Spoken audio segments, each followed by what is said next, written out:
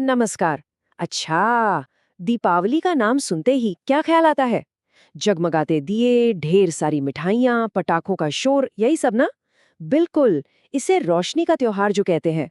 पर क्या ये कहानी बस यहीं तक है? आज हम सब मिलकर ये समझने की कोशिश करेंगे कि आखिर कैसे एक ही त्योहार पूरे भारत में और अब तो दुनिया भर में इतनी सारी अलग-अलग कहानियां अपने अंदर समेटे हुए है। हाँ, यही वो सवाल है जो वाकई में बहुत दिलचस्प है। मतलब कैसे हो सकता है कि एक ही त्योहार उत्तर भारत में किसी और वजह से मनाया जाए और दक्षिण भारत में उसकी कहानी बिल्कुल अलग हो? और इतनी सारी विभिन्नताओं के बाद भी आखिर वो क्या है जो इन सबको एक साथ बांधे रखता है?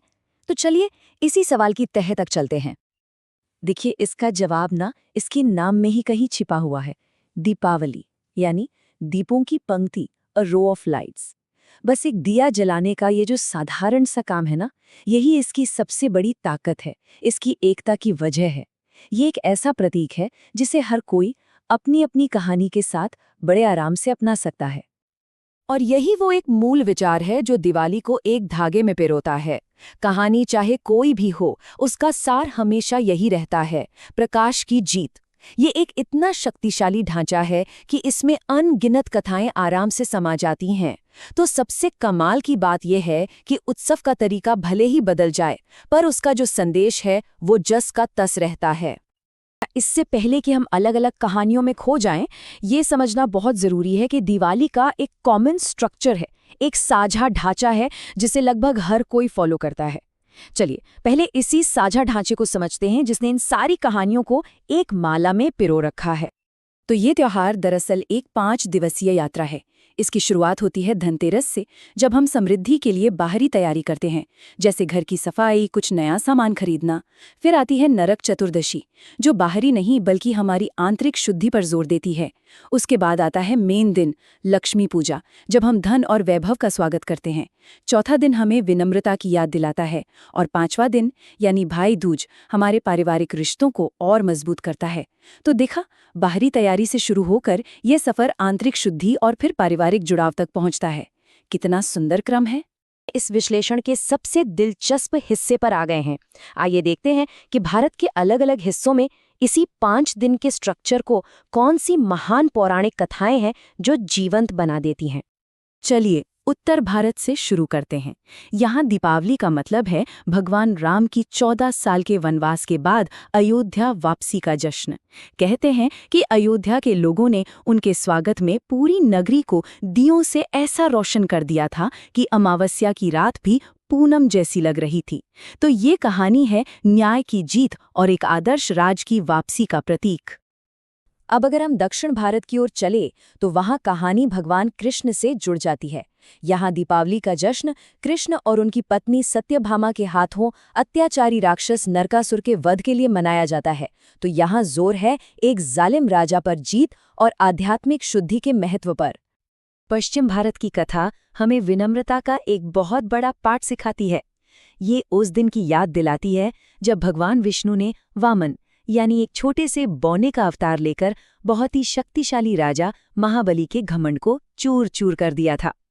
ये एक तरह से याद दिलाता है कि दैवीय व्यवस्था हमेशा दुनियावी महत्वाकांक्षा से ऊपर होती है।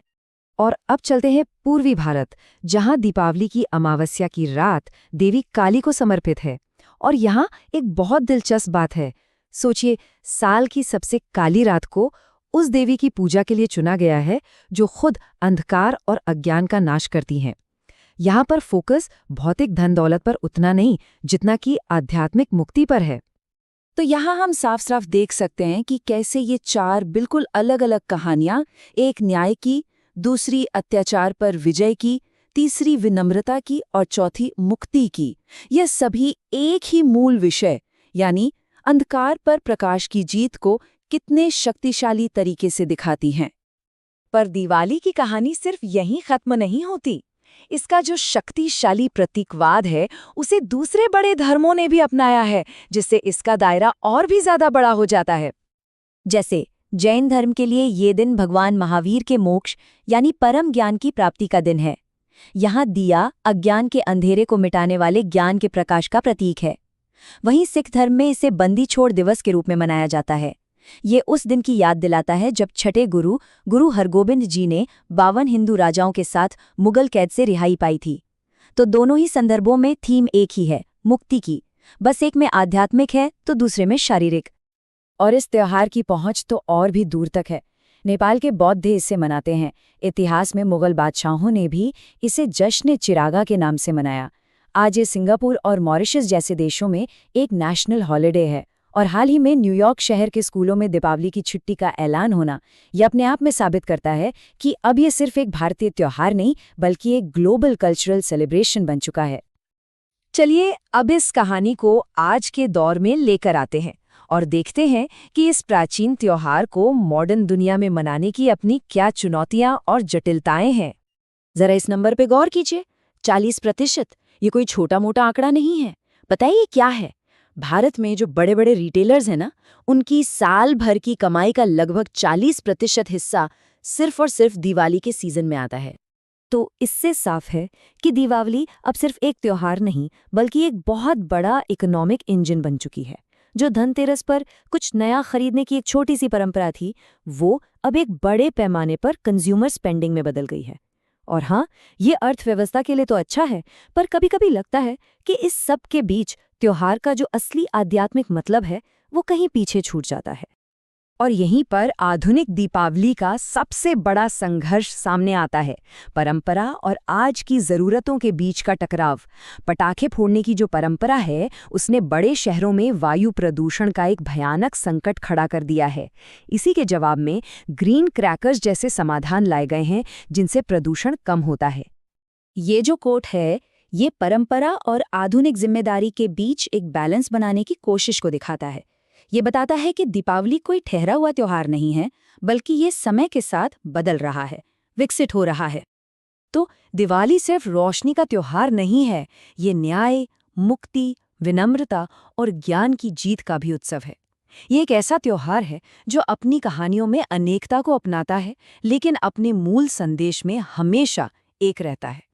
और अब जैसे जैसे ये पूरी दुनिया में फैल रहा है, ये देखना वाकई दिलचस्प होगा कि दीपों की ये पंक्ति भविष्य में और कौन-कौन से नए अर्थों को रोशन करती है। धन्यवाद।